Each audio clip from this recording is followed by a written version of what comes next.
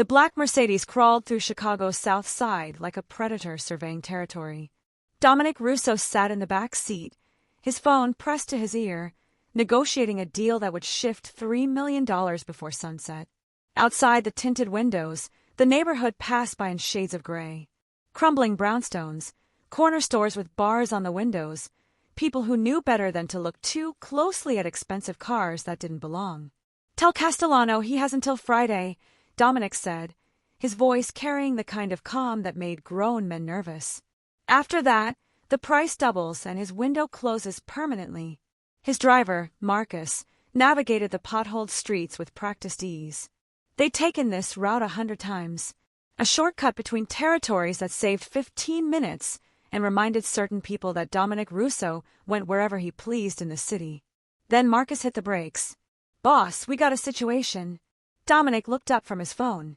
In the middle of the intersection, barely visible in the afternoon shadows, stood a little girl. She couldn't have been more than 7 years old. Dark curls tangled around a face streaked with tears. Her small hands were raised, palms out, like she was trying to stop traffic with sheer willpower. "Go around her," Dominic said, returning to his call. But Marcus didn't move. "Boss, she's not moving. And she's looking right at us." Something in his driver's tone made Dominic look again. The girl was staring directly at their car, her eyes desperate and pleading. Her mouth was forming words he couldn't hear through the bulletproof glass. "Please," she seemed to be saying. "Please help." Dominic ended his call without explanation. In his world, children didn't run into intersections and beg for help from strangers. Children in this neighborhood knew better. They'd been taught that survival meant keeping your head down and your mouth shut, unless something was very, very wrong. "Stay here," Dominic ordered, opening his door. The moment his expensive Italian shoes touched the cracked pavement, the girl ran toward him. She grabbed his hand with both of hers, her fingers small and cold and trembling. "Please, mister, please. My mama can't breathe. She's turning blue, and I don't know what to do." Up close, Dominic could see the terror in her eyes. Real terror, not the manufactured kind. Her chest was heaving with panicked breaths, and there was something on her shirt. Red. Blood. "Where's your mother?" His voice came out harder than he intended. The girl pointed toward an alley between 2 abandoned buildings. "Over there. Please. She fell down and now she won't wake up. I tried to call 911, but my phone's dead and nobody will stop." If you're enjoying this story so far, don't forget to hit the like button and subscribe. Drop a comment telling me where in the world you're watching from. I love hearing from you. Dominic looked at Marcus, who had already stepped out of the car, his hand resting on the gun concealed beneath his jacket. In their line of work, desperate children in alleys could be elaborate traps, ambushes designed to catch powerful men off guard. But something about this girl's fear felt authentic. The way her whole body shook. The way she kept looking back at the alley like every second counted. The way she didn't care that Dominic's suit probably cost more than her family made in a year. "Show me," Dominic said. The girl took off running, and Dominic followed. Marcus fell into step behind them, his eyes scanning rooftops and doorways for threats that didn't materialize. The alley was narrow and dark, smelling of garbage and old rain. Broken glass crunched under Dominic's shoes. Then he saw her. A woman lay crumpled against the brick wall, her body twisted at an angle that looked wrong. She was young, maybe late 20s, with dark hair that had fallen across her face. Her chest was moving, but barely. Each breath came out as a horrible, whistling wheeze that made Dominic's own lungs tighten in sympathy. The girl dropped to her knees beside her mother. "Mama! Mama, I brought help. Wake up!" But the woman didn't respond. Her lips had taken on a bluish tinge, and there was blood on her temple where she must have hit her head when she fell. Dominic knelt down, pushing aside years of carefully maintained distance from other people's emergencies. He'd seen dying people before, had created his share of corpses, but something about this woman's struggle for air-activated instincts he thought were long dead. "Marcus, call for an ambulance." "Now." Dominic checked for a pulse at her throat. It was there, but weak and erratic. "Ma'am, can you hear me?" The woman's eyes fluttered open. They were a striking shade of green, even dulled by pain and oxygen deprivation. She tried to speak, but all that came out was that terrible wheezing sound. "Don't talk," Dominic said. He turned to the little girl. Does your mother have any medical conditions? Asthma? Allergies? She has asthma. The girl was crying now, tears streaming down her face. But she lost her inhaler last week, and we couldn't afford a new one yet. She was supposed to get paid tomorrow, and then we were going to the pharmacy, but then today, she just started breathing weird and I got scared. Dominic felt something cold settle in his chest. This woman was dying because she couldn't afford a $40 inhaler. Meanwhile, he had a watch on his wrist worth more than most people made in a year. Ambulance is 5 minutes out, Marcus reported. Should I? 5 minutes might be too long. Dominic looked at the woman's face.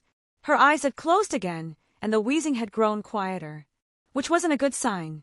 It meant she was getting too weak to pull in even those terrible, struggling breaths. The little girl grabbed Dominic's arm. Please don't let my mama die. Please. She's all I have. Something in those words hit Dominic like a physical blow. She's all I have. He understood that kind of desperation. Had felt it himself once, a lifetime ago, when the only person who'd ever loved him was bleeding out in his arms while he screamed for help that came too late. What's your name? He asked the girl. Lily. Lily, I need you to be brave for me. Can you do that? She nodded, wiping her nose with the back of her hand. Good girl. Dominic pulled out his phone and dialed a number he rarely used. It was answered on the first ring. Dr. Santos, this is Dominic Russo. I need you to talk me through treating severe asthma attack. No, I don't have time to bring her to you. You're going to tell me what to do right now, or I'm going to burn down that nice clinic of yours. Do we understand each other? The threat was unnecessary. Dr. Santos had been on Dominic's payroll for years and knew better than to refuse. But desperation made Dominic cruel, and right now, watching this woman struggle for each breath while her daughter sobbed beside her, he felt more desperate than he had in years. Dr. Santos walked him through it. How to position the woman to maximize airflow. How to monitor her pulse. What signs meant she was about to stop breathing entirely. Dominic followed each instruction with steady hands that betrayed none of the adrenaline coursing through his system. She needs epinephrine, Dr. Santos said. Normally I'd say wait for the paramedics, but if she's as bad as you're describing, she might not make it that long. Do you have access to an EpiPen? No. Then all you can do is keep her airways as open as possible and pray the ambulance gets there in time. Dominic looked at the woman's face, at Lily's terrified eyes, at the way this stranger's life hung in the balance because the universe had decided to drop her emergency in his lap. She's not going to die, Dominic said, though he wasn't sure who he was trying to convince. Marcus, where's that ambulance? 3 minutes. 3 minutes. 180 seconds. It felt like an eternity, while the woman's breathing grew shallower and shallower. Lily had her small hand wrapped around her mother's, talking to her in a constant stream of words. It's okay, Mama. Help is coming. Remember how you always tell me everything's going to be okay. Well, everything's going to be okay. This man, he's helping us. He's really strong, Mama. I can tell. He's going to make sure you're okay. The faith in her voice was absolute. This child looked at Dominic, a man whose hands had blood on them that would never wash clean, and saw a savior. Saw someone strong and capable and good. It made him want to laugh. Or maybe scream. Because Dominic Russo was many things, but good had never been one of them. The woman's eyes opened again, focusing on Dominic with surprising clarity. Her lips moved, forming words that barely made it past the wheeze in her lungs. Lily, safe. Your daughter's fine, Dominic assured her. Save your strength. But the woman's hand found his wrist, her grip surprisingly strong for someone who could barely breathe. She pulled him closer, and this time her words were clearer, more desperate. If I die, take Lily. Don't let them find her. The words sent ice through Dominic's veins. Don't let them find her. Not take care of her, or call her family. But don't let them find her, like there was someone actively hunting this child. Who? Dominic demanded. Who's looking for her? But the woman's eyes had rolled back, her body going limp. The terrible wheezing stopped entirely. Mama! Lily's scream pierced the alley. Mama, no! Wake up! Dominic checked for a pulse. Still there, but barely. He tilted the woman's head back, clearing her airway, and started rescue breathing. He'd learned it in another life, before he'd built his empire on fear and respect. Back when he'd been someone who saved people instead of destroying them. 1 breath. 2 breaths. Come on. Come on. Sirens wailed in the distance, growing closer. Marcus appeared at his shoulder. Ambulance is turning onto the street now. Dominic kept breathing for her, kept counting the seconds between breaths, kept thinking about Lily's hand clutching her mother's and the desperate plea, "Don't let them find her." The woman's chest suddenly expanded on its own. A harsh, gasping breath that sounded like life clawing its way back from the edge. Then another. Her eyes fluttered open, unfocused but alive. "That's it," Dominic said. "Keep breathing. Stay with me." Paramedics flooded into the alley, professional and efficient. They had the woman on a gurney in seconds, oxygen mask over her face, for line threading into her arm. Dominic stepped back, letting them work, but his eyes stayed on Lily. The little girl tried to climb into the ambulance with her mother. A paramedic gently blocked her path. "Sweetie, you can't ride with us. Is there a family member we can call?" "No. I have to stay with my mama." "It's okay. We'll take good care of her, but we need you too." "She's with me," Dominic heard himself say. Everyone turned to look at him. The paramedics, Marcus. Even the woman on the gurney managed to turn her head slightly. "I'll bring her to the hospital," Dominic continued. "Which one are you taking her to?" "Sacred Heart Medical Center." "We'll meet you there." The paramedic looked uncertain, clearly trying to figure out the relationship between this expensive-suited man and the woman they were loading into their ambulance. But they were on a clock, and the woman's breathing was still dangerously compromised. They didn't have time for questions. The ambulance pulled away, sirens screaming. Dominic looked down at Lily, who was staring up at him with those huge, tear-filled eyes. "Is my mama going to die?" The honest answer was maybe. The woman had been without adequate oxygen for several minutes. Even if she survived, there could be brain damage, organ failure, complications that would kill her days or weeks from now. But Dominic looked at the 7-year-old girl who'd been brave enough to run into traffic and beg a stranger for help, and he found he couldn't give her the honest answer. "Your mama's a fighter," he said instead. "And now she's got doctors helping her. Come on, let's get you to the hospital." Lily took his hand without hesitation. The same hand that had broken bones and pulled triggers. The same hand that had built an empire on violence. She held it like it was the safest place in the world. Marcus opened the car door, and Lily climbed into the back seat. She was small enough that her feet didn't touch the floor. She sat very still, very quiet, her hands folded in her lap like she was afraid to touch anything in this expensive car. As Marcus pulled into traffic, Dominic studied the child beside him. Now that the immediate crisis had passed, he could see details he'd missed before. Her clothes were clean but worn thin from too many washings. Her shoes had holes in the soles. There was a bruise on her arm that looked like someone had grabbed her roughly. And she'd said something in the alley that had stuck in Dominic's mind. "She's all I have." Not, "She's my only parent," or "It's just us." But "She's all I have," like there was literally no one else in this child's world. No family, no safety net, no backup plan if something happened to her mother. "Lily," Dominic said carefully, "does your mom have any friends? Anyone we should call to let them know what happened?" Lily shook her head. "Mama says it's safer if we keep to ourselves. She says we can't trust anybody." "Can't trust anybody. Don't let them find her. Keep to ourselves." Every instinct Dominic had developed over 20 years in the criminal underworld was suddenly screaming that something was very wrong here. This wasn't just poverty. This was hiding. "What about your father?" Lily's face went carefully blank. It was an expression no 7-year-old should know how to make. The kind of practiced neutrality that came from being taught to lie about certain things. "I don't have a father." "Everyone has a father, Lily. Mama says mine is gone and he's not coming back. She says some people are better off forgotten." The words were clearly a memorized script. Dominic recognized the pattern because he'd used it himself countless times. Teach someone, especially a child, the right answer to difficult questions. Drill it in until it becomes automatic. Until they don't even think about telling the truth anymore. His phone buzzed. A text from Vincent, his second in command. "Where are you?" "Castellano's getting nervous. Says the deal's off if you don't call him back in the next hour." Dominic stared at the message. $3 million hung in the balance. Territory that would expand his empire into neighborhoods he'd been trying to control for years. Power, influence, money. Everything he'd spent 2 decades building. He looked at Lily, who was staring out the window at the city passing by, her small face pale and frightened. Then he turned off his phone. "Boss." Marcus caught his eye in the rearview mirror. "Everything okay?" "Change of plans," Dominic said. "Clear my schedule for the rest of the day. Tell Vincent he's handling the Castellano situation. Whatever terms he thinks are fair, I'll approve." Marcus's eyebrows rose. Dominic never delegated important negotiations. Never trusted anyone else to close deals that big.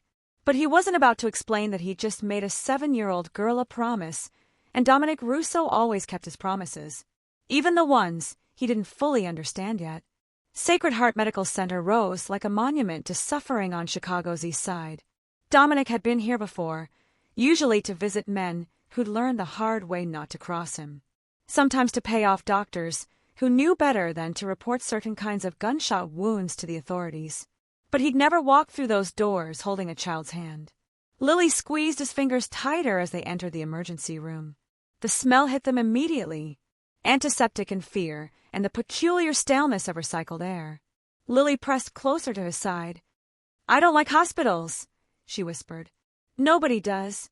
At the registration desk, a tired-looking woman glanced up from her computer. Her gaze swept over Dominic's expensive suit, lingered on Lily's worn clothes, and her expression shifted to something between pity and suspicion. "Can I help you?" "We're here for the woman who just came in by ambulance. Asthma attack." The woman typed something. "And you are?" "Good question. What was he?" "Not family. Not friend. Just a stranger who'd happened to be in the right place at the right time. Or maybe the wrong place, depending on how this played out. I'm the person who kept her alive until the paramedics arrived," Dominic said with enough steel in his voice to end the questions. The woman's expression shifted to professional courtesy. "Of course. She's being stabilized now. It'll be a while before she can have visitors. You're welcome to wait in. I want to see her now." "Sir, that's not possible. She's in critical care." Dominic pulled out his phone and made a call. It was answered immediately. "Dr. Richardson? This is Dominic Russo. I'm in your emergency room, and I need access to a patient who just came in." "Yes, right now." "I thought you might say that." He hung up and looked at the registration clerk with a smile that didn't reach his eyes. "Dr. Richardson will be down in a moment to personally escort us."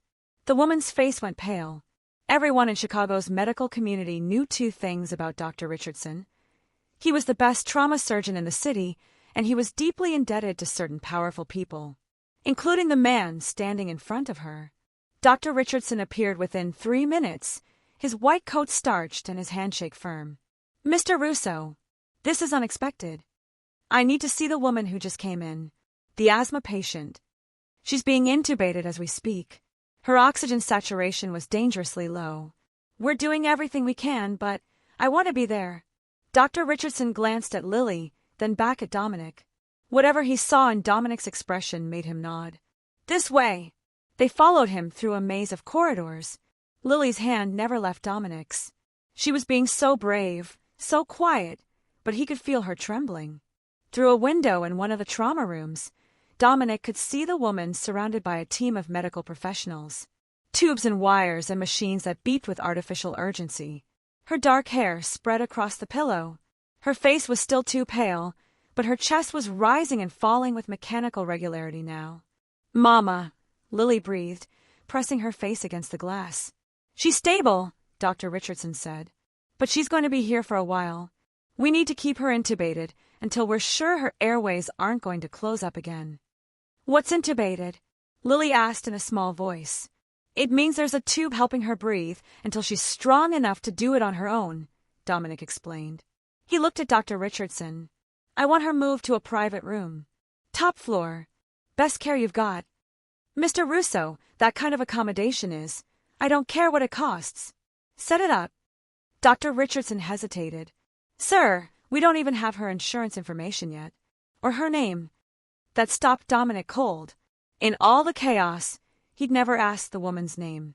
had saved her life without knowing who she was. "It's Sarah," Lily said quietly. "Sarah Mitchell. That's my mama." Sarah Mitchell. Dominic turned the name over in his mind. It sounded made up. Too generic, too forgettable. Like someone had chosen it specifically because it wouldn't attract attention. Another piece of evidence that this woman was running from something. "Get me everything you have on Sarah Mitchell," Dominic told Dr. Richardson. "Medical history, address, emergency contacts, everything. That's confidential patient information." Dominic didn't blink. "Then I'll make a generous donation to the hospital's expansion fund." Would $1 million cover the breach of ethics? Dr. Richardson's throat worked as he swallowed.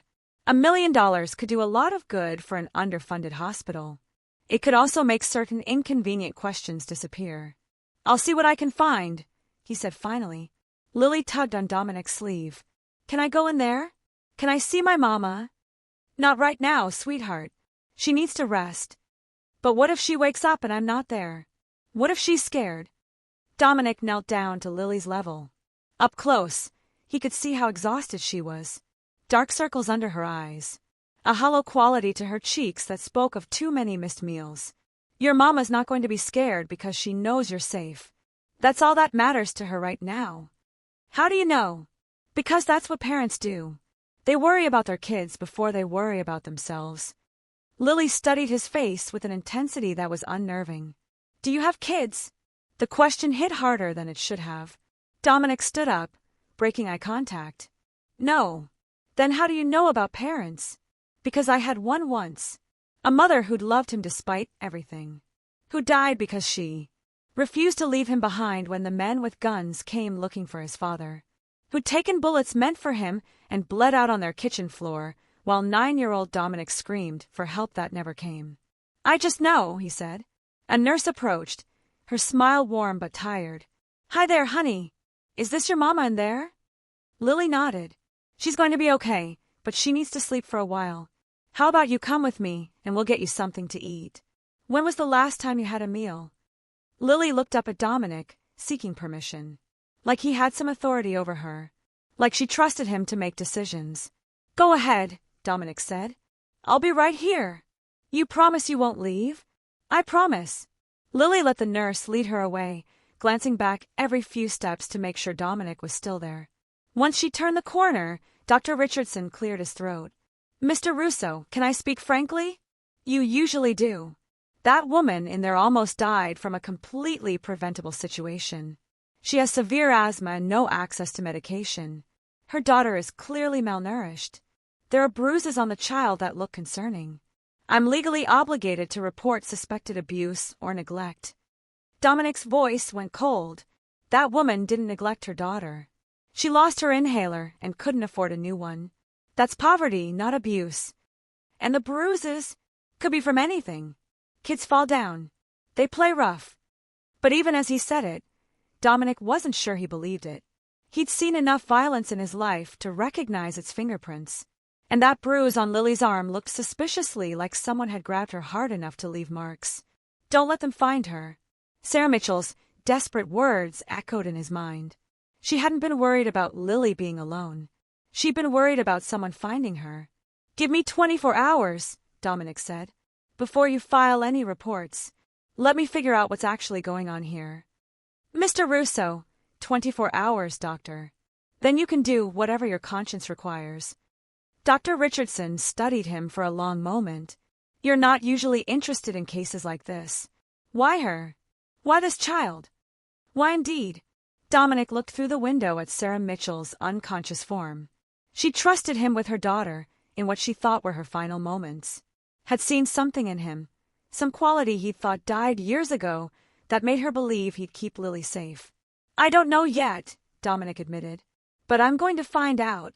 Marcus found Dominic 2 hours later, still standing outside the trauma room window. Sarah Mitchell had been moved to a private suite on the top floor, still unconscious, still breathing through a tube. Lily had fallen asleep in a chair beside her mother's bed, her small body curled up like she was trying to take up as little space as possible. "Boss, we got a problem." Dominic didn't look away from the window. "What kind of problem?" The kind where 3 different people have called asking where you are. Vincent's handling the Castellano situation, but he's not happy about it. And there's the matter of the shipment coming in tonight. You're supposed to oversee the transfer personally. Reschedule it. Marcus shifted his weight. Boss, you can't just... I said reschedule it. Dominic's tone left no room for argument. Everything gets pushed back 24 hours. Mind telling me why we're putting everything on hold for a woman and kid we don't know? Dominic finally turned to face his driver. Marcus had been with him for 8 years, had proven his loyalty through blood and silence, had earned the right to ask questions most people wouldn't dare voice. That woman asked me to protect her daughter with her dying breath, Dominic said quietly. She looked at me, a complete stranger, and trusted me with the most important thing in her life. When was the last time anyone trusted me with anything that mattered? Marcus had no answer for that. Besides, Dominic continued, something's wrong here. The fake name, the hiding, the desperation. Someone's hunting them, and I want to know who. Why? It was a fair question. Why should Dominic Russo, a man who'd built an empire on minding his own business and eliminating threats, care about some random woman's problems? Because, Dominic said, watching Lily sleep through the window, that little girl ran into traffic and stopped my car. She looked at me like I was a hero, not a monster. And I'm curious what it feels like to actually be what she thinks I am. Marcus nodded slowly. You want me to dig into Sarah Mitchell? Everything. Where she came from, where she's been, who might be looking for her. And Marcus, be discreet. If someone's hunting her, I don't want them knowing we're asking questions. Understood. After Marcus left, Dominic entered the hospital room. The machines beeped softly, monitoring Sarah's vitals. Lily hadn't stirred when he walked in. She was deep in the kind of exhausted sleep that came from running on adrenaline for too long. Dominic found himself studying Sarah Mitchell's face. Without the panic and oxygen deprivation, she was beautiful in an understated way. Strong cheekbones, dark lashes against pale skin, a small scar above her left eyebrow that looked old. Her hands, visible above the blanket, were rough and calloused. Working hands, hands that had struggled and survived. Who are you? He thought. And what are you running from? A soft sound made him turn. Lily was awake, watching him with those huge dark eyes. Is my mama going to wake up soon? The doctors say maybe tomorrow, Dominic said, pulling a chair closer to where Lily sat. Her body needs time to heal. Lily nodded like she'd expected this answer. When I was sick last winter, Mama said sometimes our bodies need to sleep so they can fix themselves. Like when you turn off a computer to make it work better. That's exactly right. Lily was quiet for a moment, then asked, What's your name, mister? I keep calling you mister in my head, but Mama says that's not polite if you know someone's real name. Dominic. That's a nice name. Lily swung her legs, her worn shoes barely reaching past the edge of the chair. Thank you for saving my mama, Dominic. I was so scared. I kept running into the street trying to get someone to stop, but everyone just went around me. Then I saw your car and I just knew you'd help. How did you know? Lily tilted her head, thinking. I don't know exactly. Maybe because your car was so fancy I thought you must be important, and important people can fix things. That's what Mama always says. She says if something really bad happens, I should find someone important and ask them for help. Dominic felt something twist in his chest. Sarah Mitchell had taught her daughter to identify power and appeal to it. That wasn't normal parental advice. That was survival strategy taught by someone who'd learned the hard way how the world worked. Lily, Dominic said. Carefully, why did your mama tell you that? About finding important people? The little girl's face went through a series of expressions. First confusion, then wariness, then that careful blankness he'd seen in the car. I don't know. Just in case, I guess. She was lying. Or rather, she was following whatever script her mother had taught her. Don't tell strangers about our situation. Don't explain why we're hiding. Keep the secrets that keep us safe. Your mama said something to me, Dominic continued, right before the ambulance came. She said, don't let them find her. Do you know who she was talking about? Lily's whole body went rigid. Her eyes darted to the door like she was calculating escape routes. I don't know what you mean. Lily, I'm not supposed to talk about it. The words burst out of her, loud in the quiet room. Mama made me promise. She said if I ever told anyone, they'd take me away and hurt her, and it would be all my fault. Tears were streaming down her face now. Dominic wanted to reach out, to comfort her, but he stayed still. Pushing too hard would only make her shut down completely. Okay, he said softly. It's okay, Lily. You don't have to tell me anything. You're not mad. I'm not mad. Your mama taught you to keep secrets to stay safe. That means she's a good mother who loves you very much. Lily wiped her eyes with her sleeve. She does love me. She says I'm the best thing that ever happened to her, even when things are really hard. How hard have things been? Lily shrugged, a gesture that tried to be casual but came out heartbreaking. We move around a lot. Mama says we're on an adventure, but I think she's really just trying to find a good place for us to live. Sometimes we have an apartment. Sometimes we stay in shelters. Sometimes we sleep in Mama's car. But it's okay because we're together. Sleeping in cars. Shelters. Moving constantly. This was a child who'd never known stability, who'd been taught that home was wherever her mother happened to be at the moment. Where were you living before today? Dominic asked. A motel on Ashland Avenue. But we had to leave yesterday because Mama couldn't pay for another week. We were staying in the car last night. Lily's voice got smaller. That's why Mama's inhaler got lost. She had it in her purse, but when we were moving our stuff around, it fell out. By the time we noticed, it was gone. So Sarah Mitchell had lost her life-saving medication while living out of a car, and instead of going to an emergency room where questions would be asked, she tried to tough it out. Had put herself at risk of death rather than risk exposure. That level of fear didn't come from normal problems. That came from knowing that being found was worse than dying. Dominic's phone buzzed. A text from Marcus. Found something. You're not going to like it. Lily, Dominic said. I need to make a phone call. Will you be okay here with your mama for a few minutes? Lily nodded, already turning back to watch her mother's face like she could will her awake through sheer concentration. Dominic stepped into the hallway and called Marcus. Talk to me. Sarah Mitchell doesn't exist, Marcus said without preamble. I mean, she exists as a name, but the person using it, her paper trail only goes back 3 years. Before that, nothing. No credit history, no employment records, no social media presence. It's like she materialized out of thin air. Witness protection. That was my first thought, but I've got a guy who'd know. He says no. She's not in any federal database. This is private sector. Someone who knows how to disappear and stay disappeared. Dominic's mind raced through possibilities. What about the kid? Any records on Lily? Birth certificate was filed in Cook County 4 years ago. Mother listed as Sarah Mitchell, father listed as unknown. But here's the interesting part. The hospital where she was supposedly born burned down 6 years ago. All their records were destroyed. So someone created a backstory that couldn't be verified. Exactly. And boss, there's more. I pulled security footage from around the area where you found them. 3 separate cameras show a black SUV with tinted windows driving through that neighborhood repeatedly over the past week. Same vehicle. Same pattern. Like someone was searching for something. Or someone, Dominic thought. Plates! Stolen. Reported missing 2 weeks ago. Which meant professionals. People who knew how to hunt without leaving traces. People who had the resources and patience to methodically search a city. I want to know who owns that SUV, Dominic said. Real owner, not the plates. Pull traffic cameras, ATM feeds, anything that might show us where it came from, or where it's going. Already on it.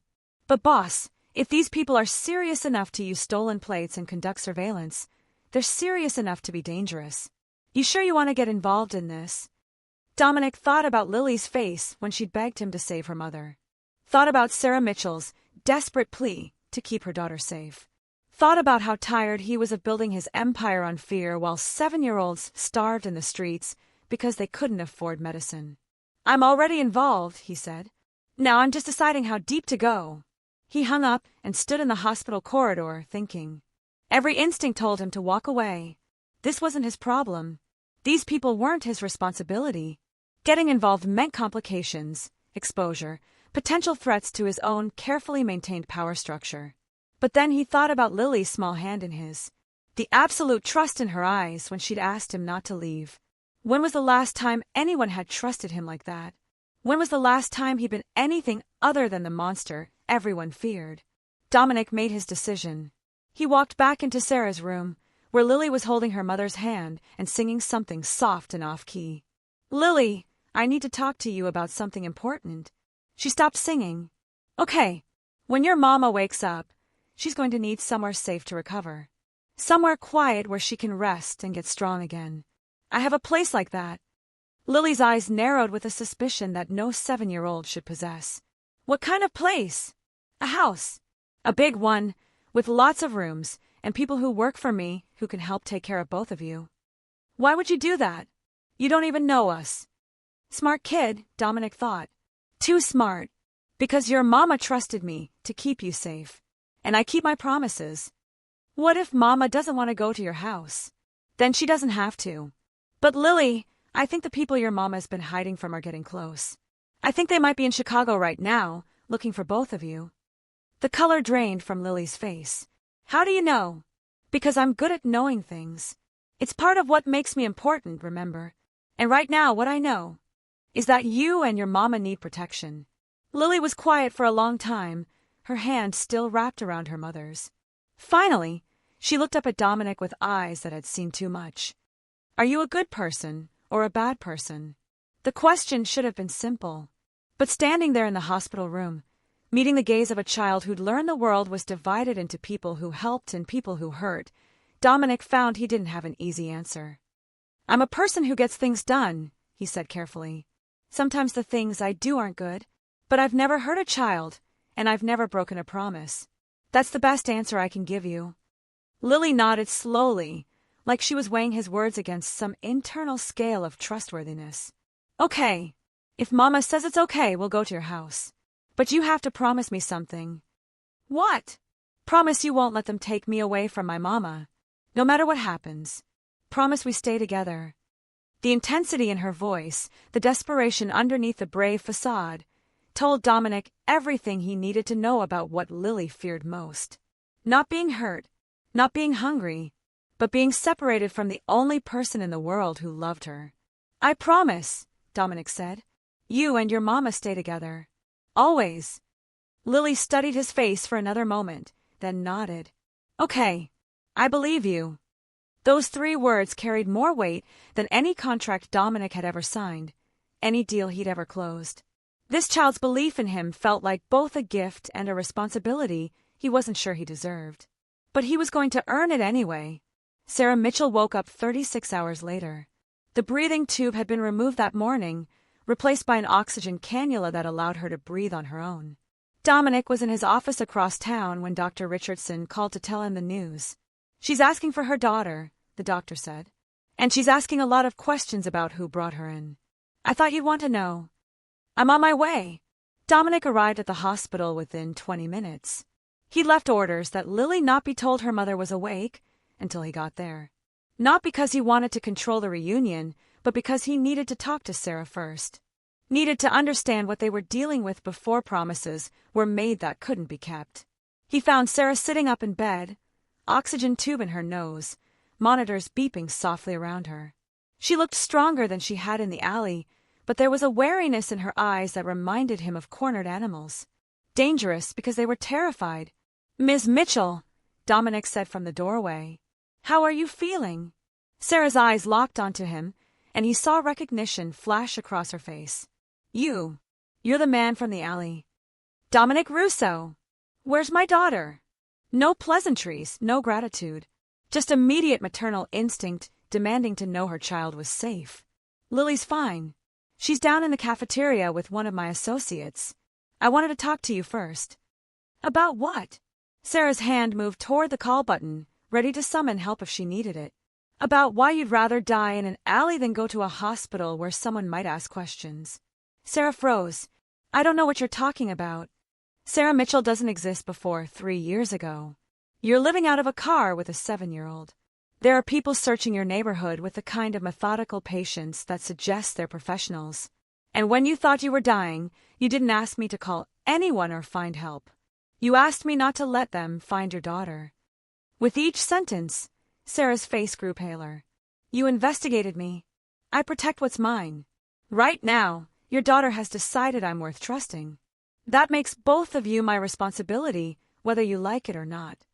We're not your responsibility. Sarah's voice shook, but there was steel underneath.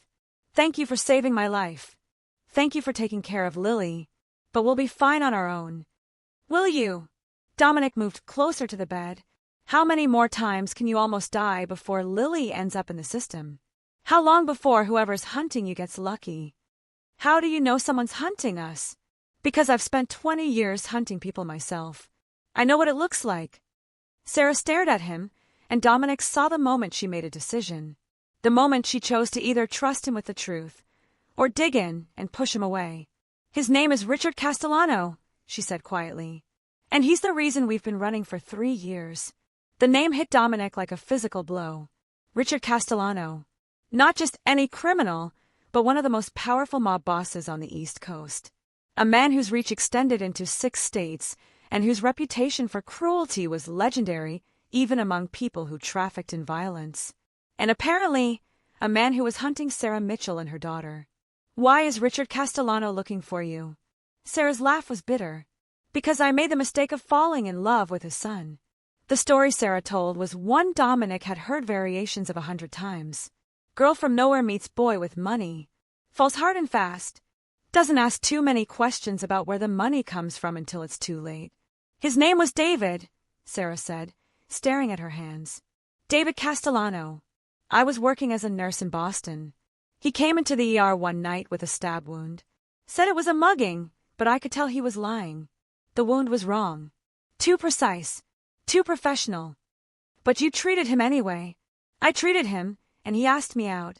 And I was young and stupid and tired of struggling to pay off my nursing school loans. So I said yes. Sarah had dated David Castellano for 6 months before she figured out who he really was. By then, she was pregnant and terrified. I tried to leave, she said. Told him I couldn't raise a child in that world. That I wanted a normal life. David said okay. Said he understood. Said he'd set me up somewhere safe where his family wouldn't find me. But he lied. He told his father about the baby. About me. And Richard Castellano decided that his grandchild wasn't going to be raised by some nobody nurse from nowhere. He said the baby belonged to the family. Said I could stay and be part of it, or I could leave alone. Dominic could picture it perfectly. The ultimatum delivered with cold certainty.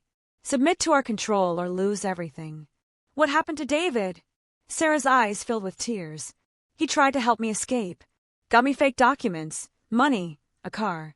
We were supposed to leave together, start over somewhere his father couldn't reach us. But Richard found out. And she couldn't finish the sentence. Didn't need to.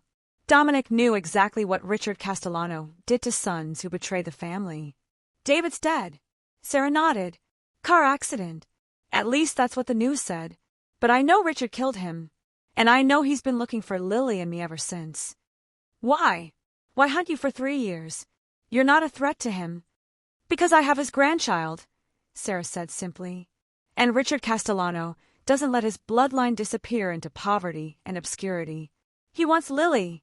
He wants to raise her in the family business. And he'll kill me to get her. The pieces fell into place with terrible clarity.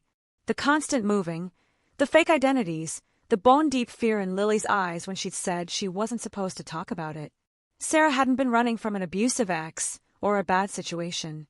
She'd been running from one of the most powerful crime families in the country. And now Dominic had just painted a target on himself by getting involved. Does Lily know? He asked. She knows we're hiding from bad people. She knows her father is dead, but she doesn't know who they are or what they want. I've tried to keep her childhood as normal as possible, even while we're living in cars and shelters. That's why you never sought help. Anyone official would have records, paper trails that Richard could follow. I couldn't risk it. Every time I applied for assistance, every time I used my fake ID, I worried it would lead him right to us. Sarah looked at Dominic with desperate intensity. I know you investigated me. I know you found out about the fake identity. If you know, then Richard's people will eventually know too. We need to leave. Tonight. As soon as I can walk out of here. You can barely breathe on your own. I don't care. Staying in one place for too long is how you get caught. Dominic pulled a chair close to her bed and sat down. What if instead of running, you let me help you disappear permanently? Sarah laughed, but there was no humor in it. You can't hide from Richard Castellano. People have tried. They always end up dead. I'm not people. I'm someone who has resources Richard doesn't expect. Someone who can move you and Lily somewhere so secure, even a man with an army of searchers won't find you. Why would you do that? You don't owe us anything. If you're hooked on this story, make sure to subscribe and turn on notifications so you never miss an upload. Your support means everything and helps me bring you more emotional stories like this one. Dominic thought about how to answer that. He could tell her about his own mother, gunned down when he was 9. About the years he'd spent alone and terrified, wishing someone powerful had stepped in to save them. About how Lily's trust had awakened something he thought was dead. But instead he said simply, "Because your daughter stopped my car and asked me for help. And I don't walk away from people who ask me for help." Sarah studied his face. "Lily told me about you. She said you were like a superhero, that you saved me and promised to keep us safe.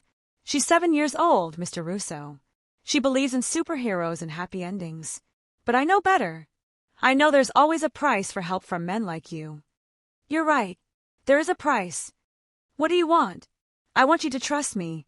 I want you to stop running long enough to let me fix this. And I want you to understand that once you accept my protection, you're under my control until the threat is eliminated." The words were harsh, but honest. Dominic didn't deal in false comfort or empty promises. If Sarah was going to place her daughter's life in his hands, she deserved to know exactly what that meant. "Control," Sarah repeated. "You mean I become your prisoner? I mean you become someone I'm responsible for keeping alive.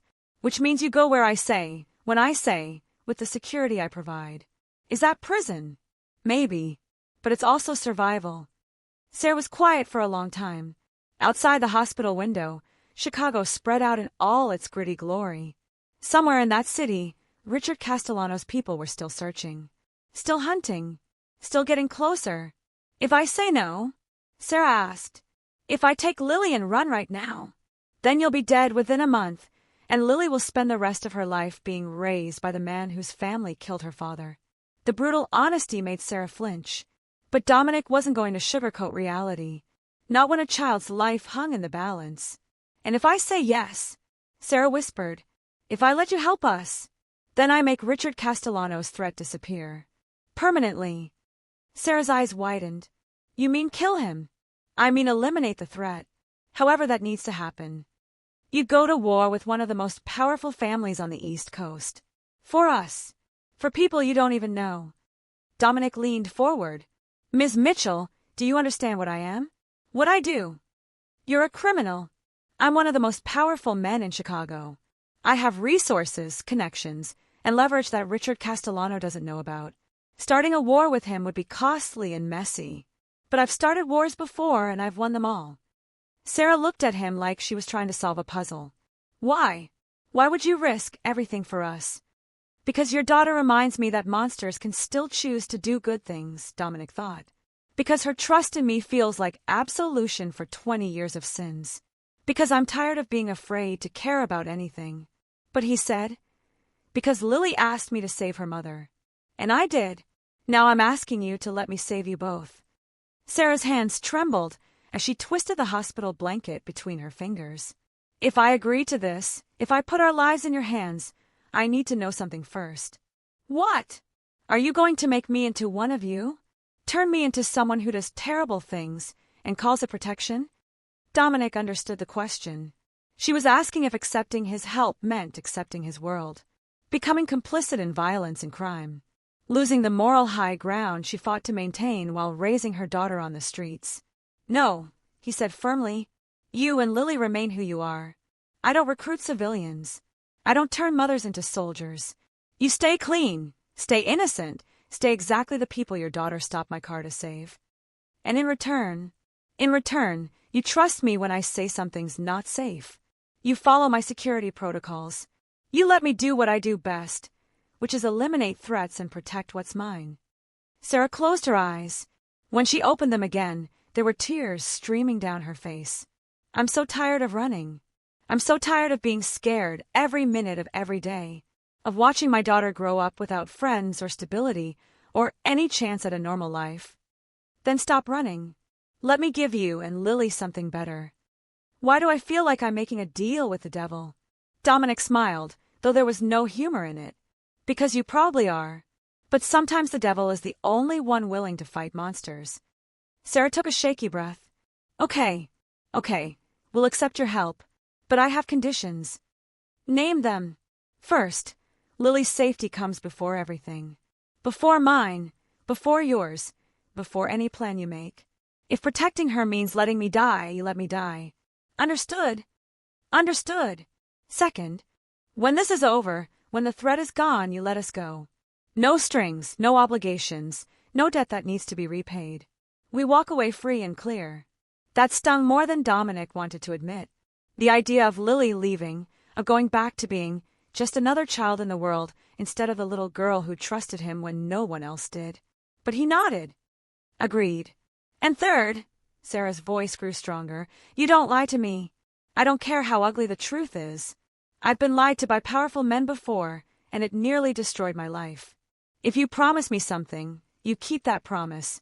If you can't keep it, you tell me straight. I can live with that. Sarah extended her hand. It was thin and still trembled slightly, but the grip was firm when Dominic shook it. Then we have a deal, Mr. Russo. Dominic, if I'm going to be protecting your life, you should probably use my first name. A ghost of a smile crossed Sarah's face. Dominic, and I'm Sarah, not Ms. Mitchell, or whatever fake name I'm using this week. Just Sarah. All right, Sarah. Now let's go tell your daughter that you're awake, and that you're both coming home with me. Home, Sarah repeated softly. I don't think I remember what that word means anymore. Then it's time you learned.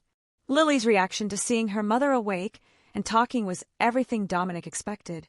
Tears, laughter, an endless stream of questions and stories about everything that had happened while Sarah was unconscious.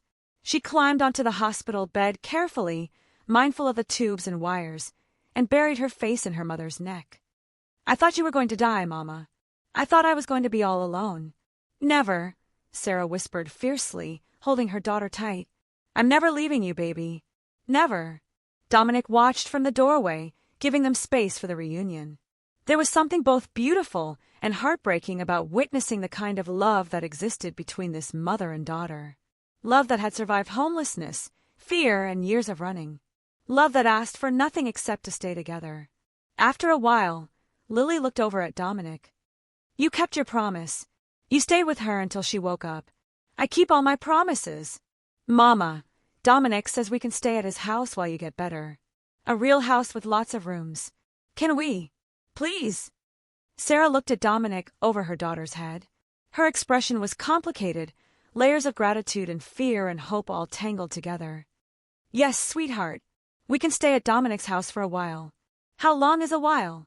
As long as we need to. Lily's face lit up with a joy so pure it physically hurt to witness. Really? A real house? Not a motel or a car. A real house, Sarah confirmed, though her voice cracked slightly. Dominic's phone buzzed. A text from Marcus. Black SUV spotted 3 blocks from the hospital.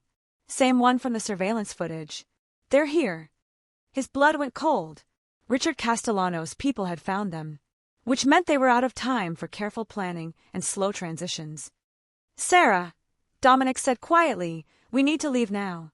She heard the urgency in his voice and understood immediately. They're close. 3 blocks away. Sarah's arms tightened around Lily. How long do we have? Minutes. Maybe less if they're smart enough to check hospitals. Dominic was already texting Marcus. I'm calling in my security team. They'll move you to a secure location while I handle the cleanup here. What kind of cleanup? The kind where Richard Castellano's people learn that Sarah Mitchell is under my protection now. And anyone who touches what's mine doesn't live long enough to regret it. Sarah paled, but she nodded. Lily, baby, I need you to do exactly what Dominic tells you, okay? No questions, no arguments. Can you do that for Mama? Lily looked between her mother's scared face and Dominic's grim expression. Are the bad people here? No point in lying to a child who'd lived with fear for years. Yes. But I'm going to keep you safe. All of us? Lily asked. You'll keep Mama safe too? Dominic met Sarah's eyes across the hospital room. Saw the trust she was placing in him despite every instinct that screamed not to rely on men who dealt in violence. Saw the love that made her willing to risk anything if it meant her daughter survived. All of you, Dominic promised. I'll keep all of you safe. 2 minutes later, Marcus arrived with 3 other men Dominic trusted with his life. They were efficient and professional, getting Sarah into a wheelchair and Lily into a jacket that would hide her distinctive curls. They looked like any other hospital visitors until you noticed the hardness in their eyes and the way they moved with military precision. Take them to the house, Dominic ordered. North entrance, underground parking. Nobody sees them arrive. What about you, boss? I'm going to have a conversation with our visitors in the black SUV. Sarah grabbed his wrist as Marcus started to wheel her past. Don't kill them. Dominic looked at her in surprise. They're here to take your daughter. I know, but if you kill Richard's men, you start a war. And wars have casualties I don't want on my conscience. Sarah, please. Send a message, scare them off, do whatever you need to do. But don't start something that ends with people dying over us. We've had enough death. It was a naive request from someone who didn't understand how his world worked.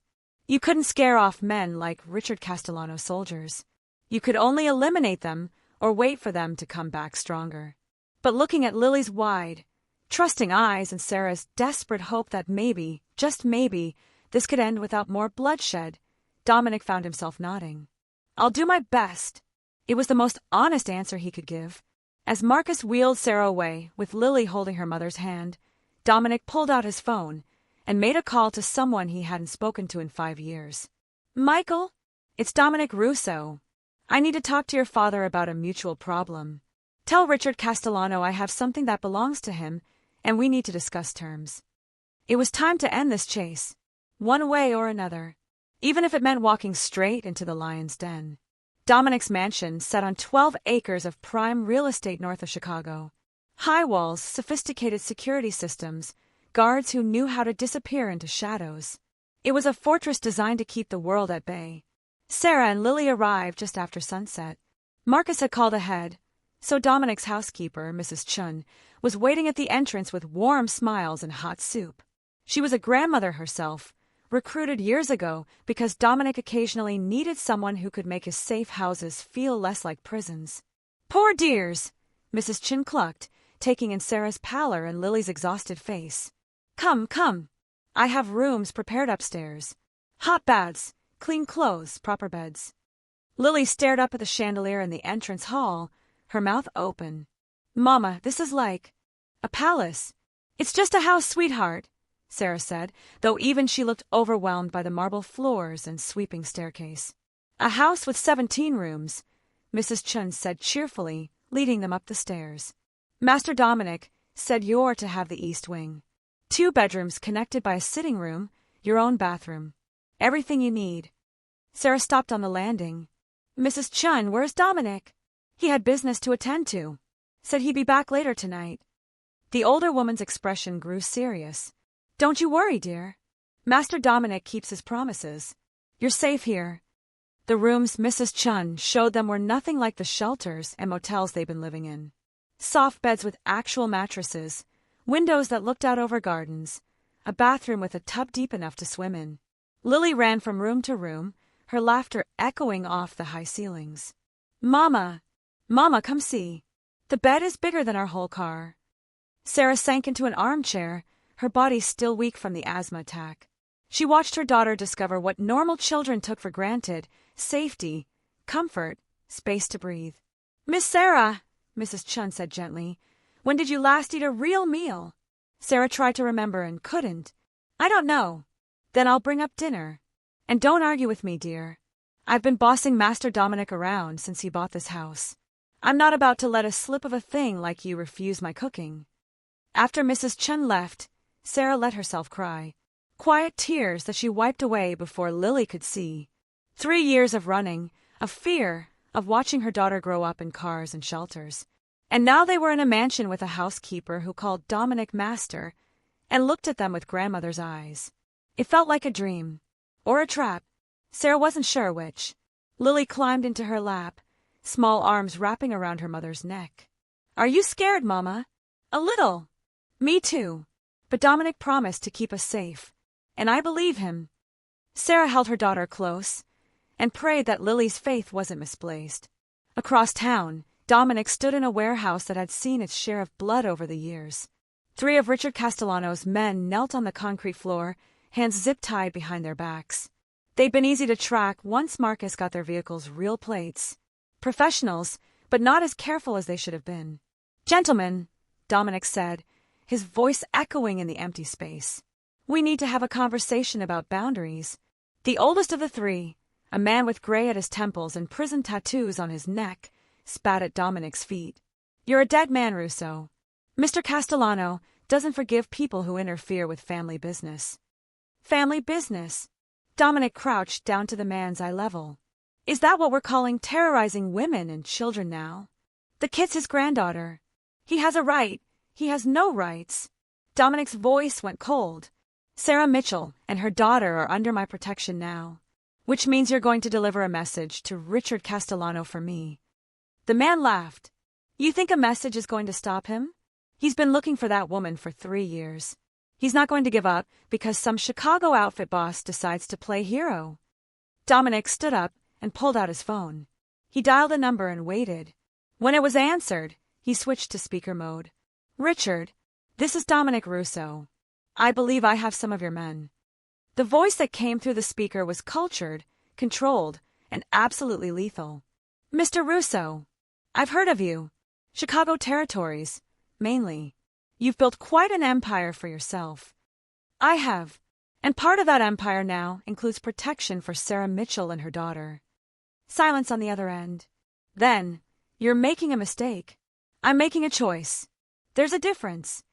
That woman stole my grandchild, poisoned my son against me, cost me my heir, and you think you can just claim them as yours and I'll walk away? I think, Dominic said carefully, that your son died trying to protect the woman he loved and the child he never got to meet. I think Sarah Mitchell has spent 3 years keeping your granddaughter alive despite having no money, no help, and men like these hunting her every day. And I think that little girl deserves better than to be raised by a man who had her father killed. You know nothing about my son. I know he chose Sarah over you. That's all I need to know. Richard's laugh was bitter. You're young, Mr. Russo. Younger than I thought. Let me tell you how this ends. You release my men. You turn over Sarah and the child. And maybe I don't burn your entire operation to the ground for interfering. Counteroffer, Dominic said. You call off your hunt. You accept that Sarah and Lily are beyond your reach. You let them disappear permanently. And in return, I don't release the information I have about your East Coast operations to federal authorities who would very much like to put you away for life. The silence that followed was heavy with threat. You're bluffing. Try me. I've spent the last 6 hours having my people dig into every aspect of your business. Financial records, witness statements, surveillance footage. I have enough to put you away for 3 consecutive life sentences. All of it documented, copied, and set to automatically release to 6 different federal agencies if anything happens to me, Sarah, or Lily. It was a partial bluff. Dominic had some information, but not nearly as much as he was claiming. But Richard Castellano didn't know that. You'd start a war over a woman you don't even know. I'd start a war over a 7-year-old girl who asked me for help. The woman comes with the package. And if I refuse, if I call your bluff and come for them anyway? Dominic looked at the 3 men kneeling on the warehouse floor. They were listening intently, probably memorizing every word to report back. Good. Let them report this. Then I don't just release the information to the feds, Dominic said quietly. I come for you myself. And I'm very good at what I do, Richard. Ask around. Ask what happened to the men who thought they could move into my territory. Ask what happened to the families that try to threaten what's mine. Then ask yourself if your pride is worth finding out if I'm as dangerous as they say. More silence. Dominic could practically hear Richard Castellano calculating odds, weighing risks, deciding if this fight was worth the cost. You've made a powerful enemy today, Mr. Russo. I've made a lot of powerful enemies. One more doesn't scare me. We'll see how you feel when your empire is burning. The line went dead. Dominic looked at the three men on the floor. Tell your boss exactly what happened here tonight. Tell him I meant every word. And tell him that if I see any of Richard Castellano's people within 100 miles of Chicago, I'll consider it an act of war. He nodded to Marcus, who cut the zip ties. The three men stumbled to their feet, rubbing their wrists. You're letting us go? The oldest one asked, surprised. I made a promise to someone that I try to avoid unnecessary bloodshed. So yes, you get to walk away. This time. But if I see you again, if you come anywhere near Sarah or Lily again, I won't be so generous. The men practically ran out of the warehouse. Marcus waited until they were gone before speaking. Boss, you know Castellano's not going to just walk away. Threats and blackmail might buy time, but eventually, he'll come for them. I know. So what's the real plan? Dominic pulled out his phone and made another call. This one to Vincent, his second-in-command, and the closest thing he had to a friend. Vincent, I need you to reach out to the Moretti family in New York. Set up a meeting. I want to discuss a mutual problem we all have with Richard Castellano. The Morettis hate you. They hate me less than they hate Richard, and I'm betting they'd love to have leverage over the man who's been pushing into their territory for years. Understanding dawned in Marcus's eyes. You're building an alliance. I'm building a wall between Richard Castellano and the people I promised to protect. If he wants to get to Sarah and Lily, he'll have to go through me, the Morettis, and anyone else I can convince that Castellano's gotten too powerful for everyone's comfort. That's a dangerous game, boss. Everything worth doing is dangerous. Dominic returned to the mansion after midnight. The house was quiet, most of the lights off. He found Mrs. Chun waiting in the kitchen with a pot of tea. They asleep? He asked. The little one finally crashed around 10. Fought it as long as she could, worried her mama might disappear while she was sleeping. Poor thing. Mrs. Chun poured 2 cups. The mother's still awake. Been sitting in that window seat for hours, just staring out at the gardens. Dominic took his tea and climbed the stairs to the east wing. He found Sarah exactly where Mrs. Chun described, curled up in the window seat, wrapped in a blanket. She turned when she heard him approach. Did you kill them? Straight to the point. No pleasantries. Dominic appreciated that about her. No. I sent them back to Richard with a message. What kind of message? The kind that makes it clear you're not worth the war it would take to get you back. Sarah's laugh was hollow. You don't know Richard. He doesn't care about wars. He cares about control. About proving that no one takes what belongs to the Castellano family. Then he's going to learn a hard lesson about overreach. Dominic sat down across from her. I made some calls tonight. Started building alliances with people who have their own reasons to want Richard's influence limited. By tomorrow, you won't just have my protection. You'll have the protection of 3 other families who've decided Richard Castellano has gotten too comfortable. Sarah stared at him. You started a mob coalition. Over us. I'm protecting my interests. We're not your interests. We're strangers you met 3 days ago. You became my interests the moment your daughter stopped my car and asked me for help. Dominic set down his tea. Sarah, I want you to understand something. I'm not doing this because I expect gratitude or payment or anything from you. I'm doing this because I can. Because I have the power to make this right, and walking away would make me the kind of man I've spent years trying not to become. What kind of man is that? The kind who only cares about his own survival. Who sees suffering and does nothing because it's not his problem. My father was that kind of man. Cold, calculating, willing to sacrifice anyone for his own gain. I spent my whole life trying to be different, trying to be strong enough to protect people instead of just preying on them. Sarah pulled the blanket tighter around herself. Lily really got to you, didn't she? She reminded me why I got into this business in the first place. Before the money and the territory and the fear. Back when I was just trying to survive and thought that if I ever had power, I'd use it to make sure kids like me didn't have to be so afraid. What happened to you? When you were young? Dominic hadn't talked about his childhood in years. Had buried those memories under layers of reputation and controlled violence. But sitting in this quiet room with this woman who'd survived her own hell, he found the words coming easier than expected. My father worked for a man named Giovanni Marconi.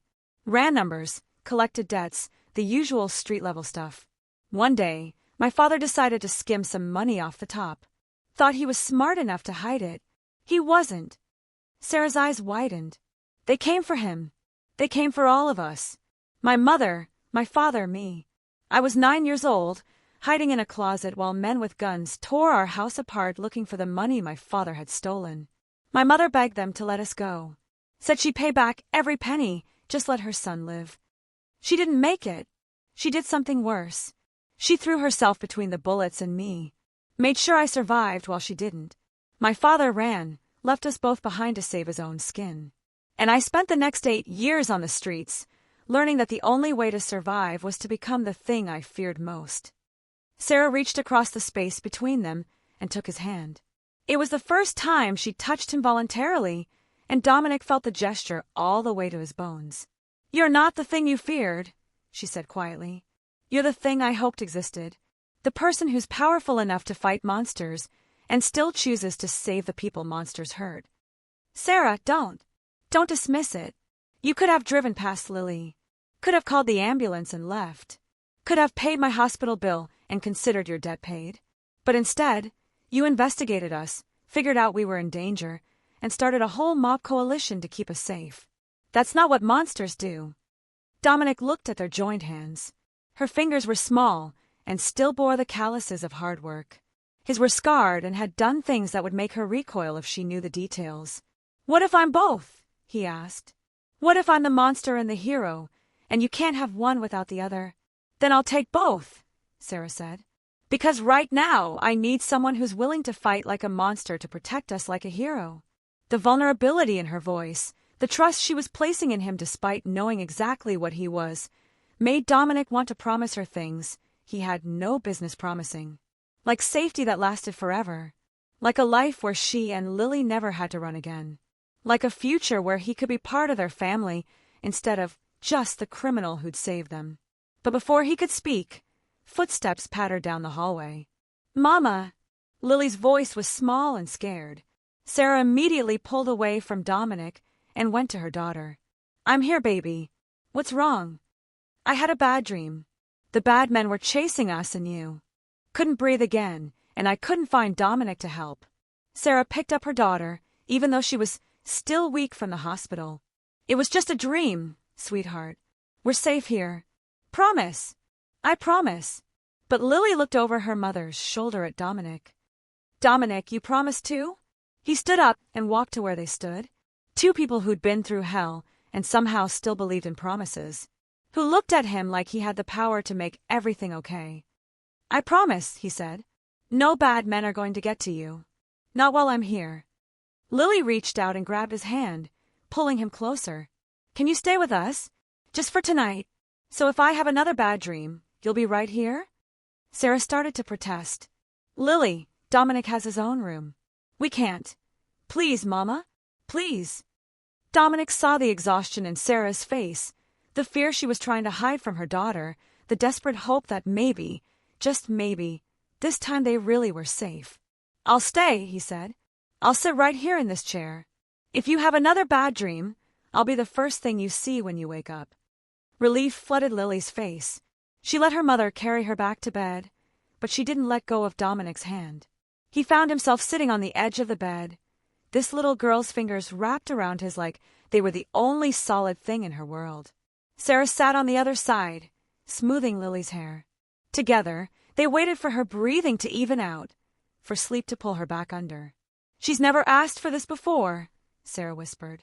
"Never wanted anyone else around when she was scared.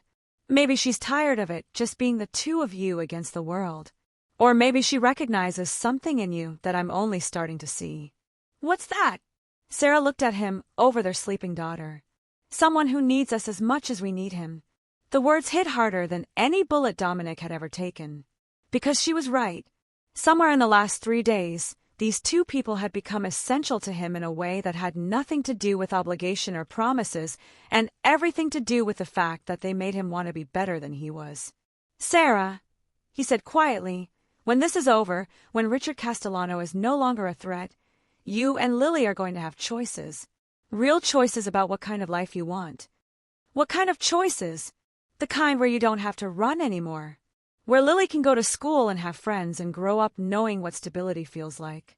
The kind where you can be just Sarah, not Sarah Mitchell, or whoever you had to become to survive. And what about you? Where do you fit in those choices?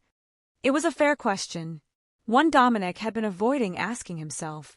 Wherever you want me to, he admitted. Or nowhere at all, if that's what you choose. But Sarah, I need you to know something. Even if you walk away when this is done, even if you decide you never want to see me again, I'm going to make sure you and Lily have everything you need. Money, security, a fresh start somewhere safe. That's not conditional on you staying, or being grateful, or owing me anything. That's just what happens because I made a promise to your daughter. Sarah's eyes filled with tears. Why are you being so good to us? Because no one was good to me when I needed it, and I'm tired of being the kind of person who doesn't believe in second chances. They sat in silence for a while, watching Lily sleep. Outside, the garden stretched into darkness, surrounded by walls and cameras and men who would die before letting threats get through. It was the safest place Dominic could offer them. But safety, he was learning, wasn't just about walls and weapons.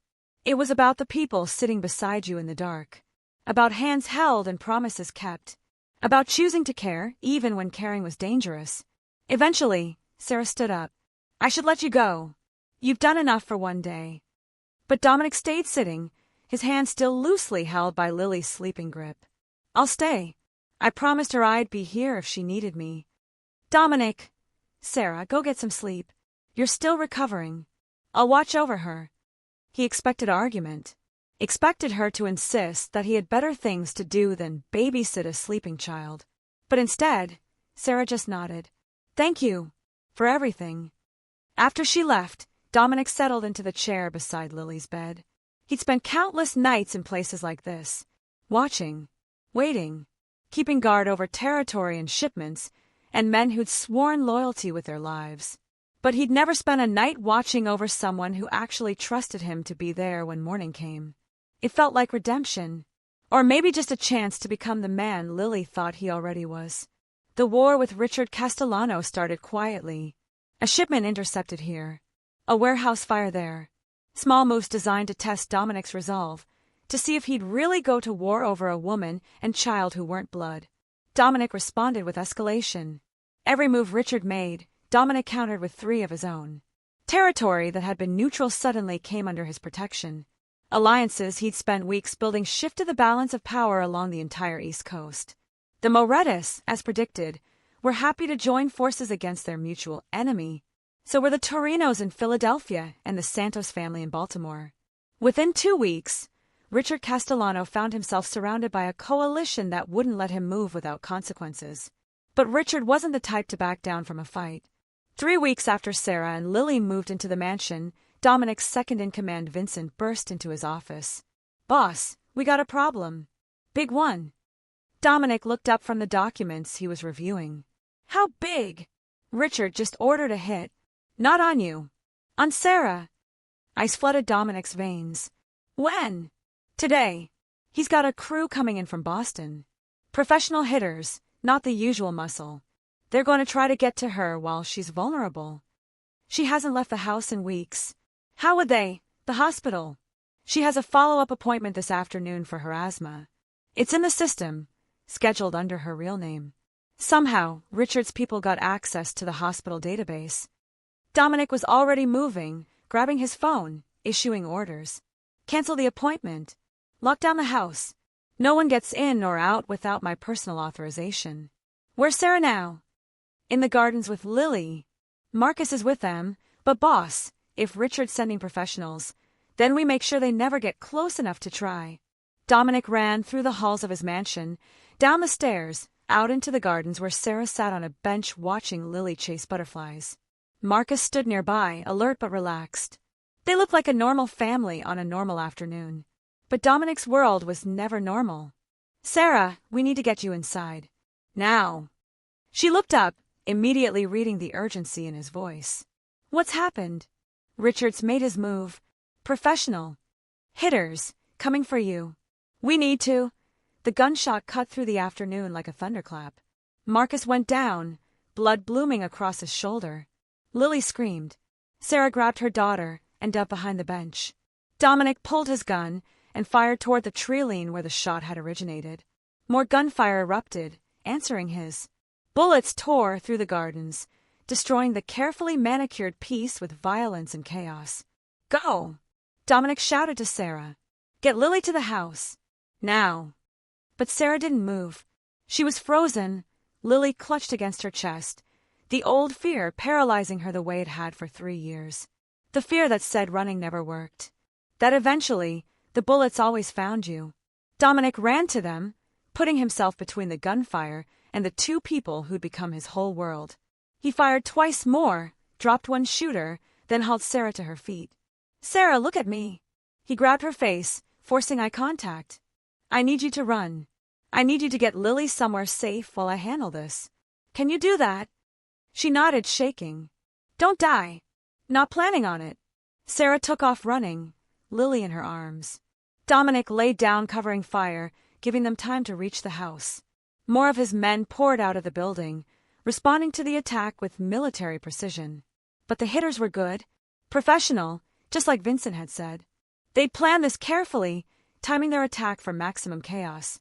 One team at the tree, another scaling the wall to the east, a third already inside the house somehow. Dominic caught glimpses of them. Black tactical gear, silenced weapons, faces hidden behind masks. This wasn't just a hit. This was a statement. Richard Castellano showing that even Dominic Russo's fortress could be breached. The battle lasted 17 minutes. 17 minutes of gunfire and blood and men screaming. When the smoke cleared, 4 of Richard's hitters were dead. 2 more were wounded and captured. Marcus had a bullet through his shoulder but would survive. 3 of Dominic's men weren't so lucky. But Sarah and Lily were safe. Mrs. Chen had locked them in the panic room the moment the shooting started. Following protocols Dominic had drilled into every member of his household. When Dominic finally entered the panic room, covered in blood that wasn't his, he found Sarah and Lily huddled together in the corner. Lily saw him first. "Dominic!" She launched herself at him, not caring about the blood or the violence he carried with him. "You're okay. You're okay." He caught her, held her tight, and felt something inside him break open. This child had just watched men try to murder her mother, had heard gunfire and screaming, had every reason to be terrified of what Dominic represented. But she clung to him like he was safety itself. "I'm okay, little bird," he whispered into her hair. "I'm okay." Sarah stood up slowly, her face pale but determined. She walked over and looked at him with eyes that had seen too much death. "How many?" "4 of theirs dead. 3 of mine. Marcus will survive. This is my fault. All of this. If you just let Richard take me, don't." Dominic's voice was sharp. "Don't you dare finish that sentence. This is Richard's fault. His choice. His war. Not yours. But your men die because my men died protecting what I told them to protect. That's the job. That's what they signed up for." He set Lily down gently and took Sarah's shoulders. "This doesn't change anything. You're still under my protection. Richard just learned that attacking you means attacking me. And I promise you, Sarah, he's going to regret that lesson." "What are you going to do?"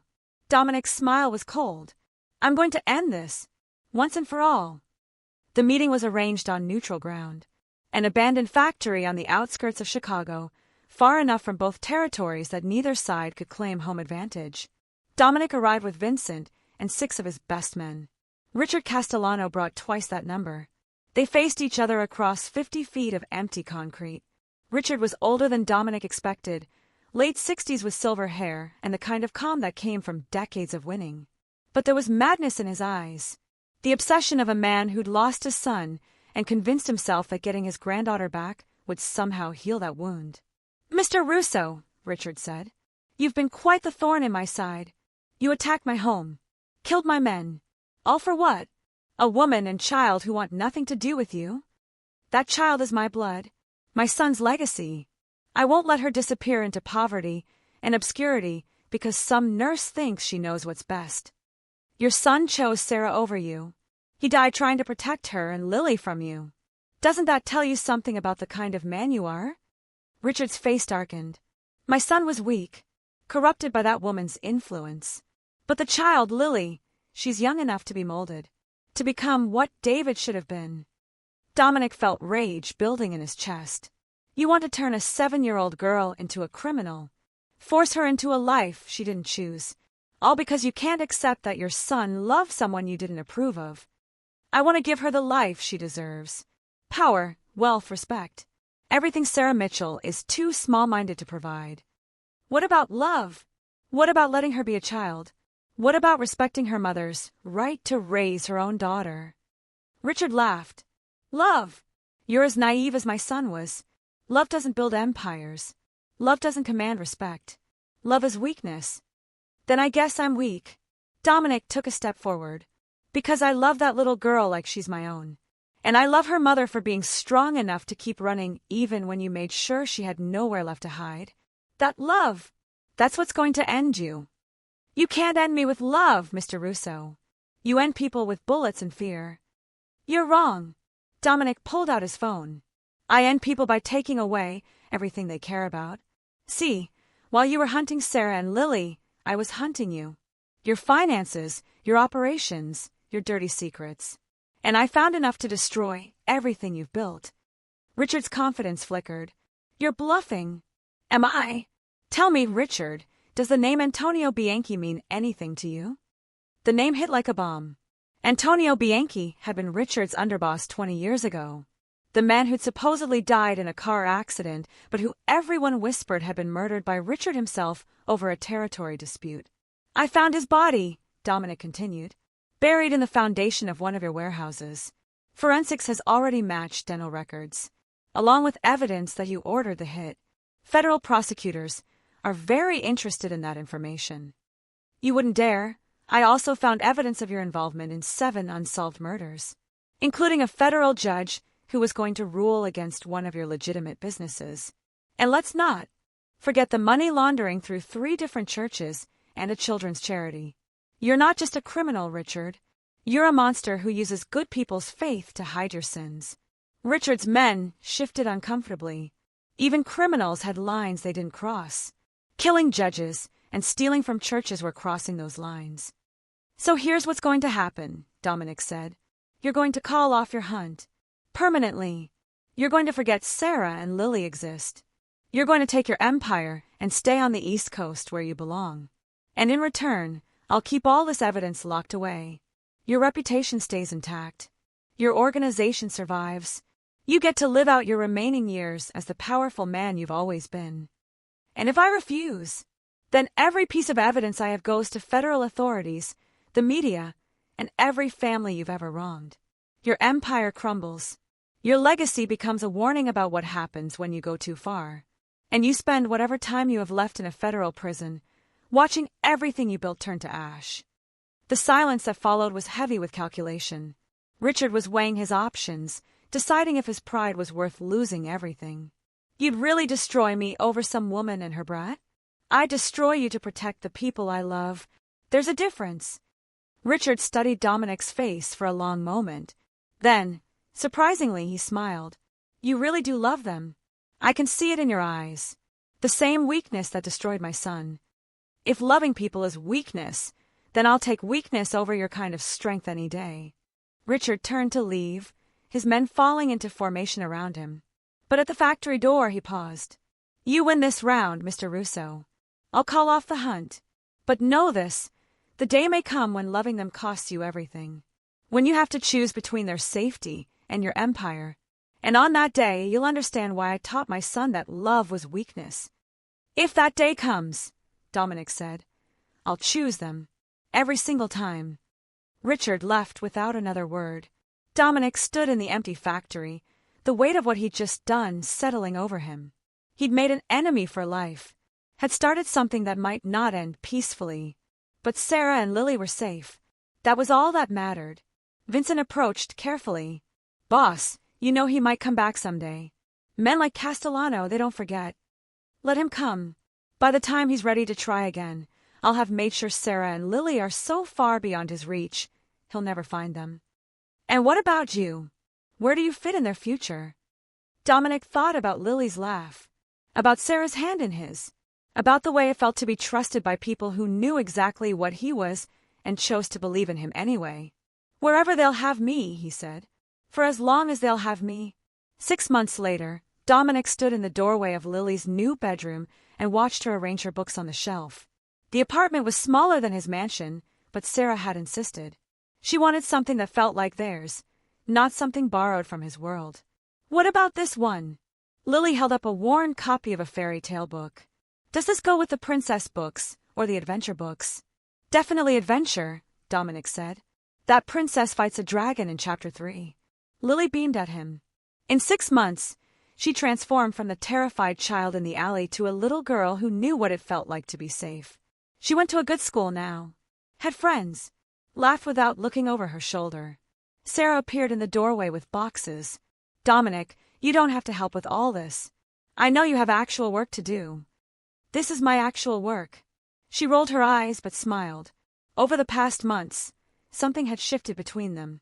The desperate gratitude had evolved into genuine friendship, then into something deeper. Something that made Dominic's chest tighten when she smiled. Something that made her reach for his hand without thinking. Mama, can Dominic stay for dinner? Lily asked. Please. I want to show him the picture I drew at school. Sarah looked at Dominic with a question in her eyes. They'd been dancing around this for weeks. The unspoken thing between them. The way he found excuses to visit. The way she touched his arm when they talked. The way Lily had started asking when Dominic was coming back before he'd even left. I'd love to stay for dinner, Dominic said. After Lily ran off to find her drawing, Sarah moved closer to him. You're here every day now. Is that a problem? No. It's just. Dominic, what are we doing? This thing between us, it's getting complicated. Complicated how? Sarah gestured around the apartment. You bought us this place. You pay for Lily's school. You make sure we have everything we need. And I'm grateful, I am. But I don't want you to feel obligated. We made a deal. You protected us from Richard. The threat's gone. We're free to go. Do you want to go? That's not what I'm saying. Then what are you saying, Sarah? She looked up at him, vulnerable in a way she hadn't been since that first day in the hospital. I'm saying that Lily asks when you're coming back. That I catch myself listening for your car. That this apartment feels empty on the days you're not here. And I don't know if that's because we're still scared and you represent safety, or if it's something more. Dominic took her hands in his. 6 months ago, he'd been a man who protected what was his out of obligation and control. Now, looking at Sarah, he understood that love wasn't about ownership or obligation. It was about choosing, every single day, to be the person someone believed you could be. I'm here because I want to be, he said quietly. Not because I feel obligated or because I'm worried about you. I'm here because when I wake up in the morning, the first thing I think about is whether Lily learned something new at school and whether you remembered to eat lunch. I'm here because somewhere between saving your life and watching you put your daughter to bed, I fell in love with both of you. Sarah's eyes filled with tears. Dominic, you asked what we're doing. I think we're building something. Not a debt that needs to be repaid. Not a protection arrangement. But a family, if that's what you want. I spent 3 years running from a man who wanted to control me and Lily, who thought love meant ownership. I swore I'd never let anyone have that kind of power over us again. I know, but you're not asking for power over us, are you? You're asking to be part of something, to share the weight instead of carrying it alone. Yes. Sarah reached up and touched his face. Then yes. Yes, I want to build something with you. Yes, I want you to be part of our family. Yes, I've fallen in love with a man who was supposed to be dangerous, but turned out to be the safest person I've ever known. Dominic kissed her, soft at first, then deeper as she wrapped her arms around his neck and kissed him back. It tasted like promise and future and all the things he thought were impossible for someone like him. You guys are kissing. Lily's voice broke them apart. They turned to find her standing in the doorway, trying to look disgusted but failing to hide her smile. Does this mean Dominic's staying forever? She asked. Sarah looked at Dominic with a question in her eyes. He thought about his empire, his dangerous world, all the reasons why he shouldn't tangle Sarah and Lily's lives with his. Then he thought about Lily's laugh and Sarah's trust, and the way it felt to be loved by people who knew exactly what he was. If your mama says it's okay, Dominic said. Then yeah, I'm staying forever. Lily launched herself at both of them, wrapping her arms around their legs. "This is the best day ever." Sarah rested her head against Dominic's shoulder. "You know what you're signing up for? A woman with no money and a 7-year-old who asks a million questions. I'm signing up for a woman who's the strongest person I've ever met and a little girl who reminds me every day why it's worth being better than I was. I'd say I'm getting the better end of this deal. There's no going back from this.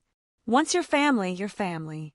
Through all the hard parts and boring parts, and parts where we drive you crazy." Dominic pulled them both closer. "Good. Because I've spent 20 years building walls to keep people out. I'm ready to build something that keeps people in." That night, after dinner and Lily's drawing presentation, and the bedtime story Dominic was apparently now expected to read, he sat with Sarah on their small balcony.